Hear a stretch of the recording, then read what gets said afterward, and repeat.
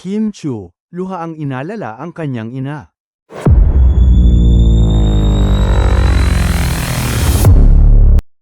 Nanawagan si Kim Chu sa mga anak na buhay pa ang kanilang ina na huwag sayangin ang sandaling maipadama ng mga ito ang kanilang pasasalamat sa mga nanay nila.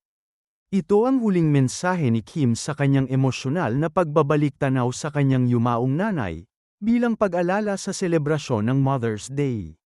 Gumaralgal ang boses ni Kim at maluha-luha itong inalala ang kanyang ina sa isang segment ng It's Showtime. Sa kwento ni Kim, 10 years old pa lang siya, hindi na niya nakasama ang kanyang ina dahil sa isang personal na problema na ayaw na raw nitong makita nilang magkakapatid. Nasa 23 years old na raw si Kim noong huli niyang makita ang kanyang ina at comatose na raw ito. Hindi napigilan ni Kim ang maluha dahil hindi niya nagawang maibigay ang lahat para sa nanay niya sa panahong kaya na niyang handugan ito ng karangyaan o ninanais nito sa buhay. Noong mga panahong iyon, malaki na rin ang kinikita ni Kim mula sa kanyang pag-aartista. Kaya every Mother's Day, naiinggit ako sa mga taong may nanay. Kaya karamihan sa mga kaibigan ko, mga mother. Paabot na mensahe ni Kim sa mga manunood.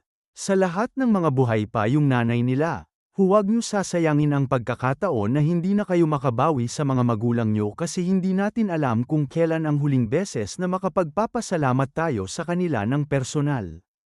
Ilan sa mga alaala ni Kim noong buhay pa ang kanyang ina ay matapos silang paluhurin sa munggo sa tuwing makakagawa sila ng mali, binibigyan sila ng mga pagkaing paborito nila, ang lechon manok. Detalye pa ni Kim, habang nakaluhod sila, may aircon pa raw. At kapag napagdusahan na nila ang kanilang kasalanan, nakahanda sa lamesa ang paborito nilang pagkain. Ito raw ang pambawi ng kanilang nanay sa parusa sa kanila. Sabi ni Kim, madisiplina ang kanilang nanay pero maregalo raw ito sa kanilang magkakapatid.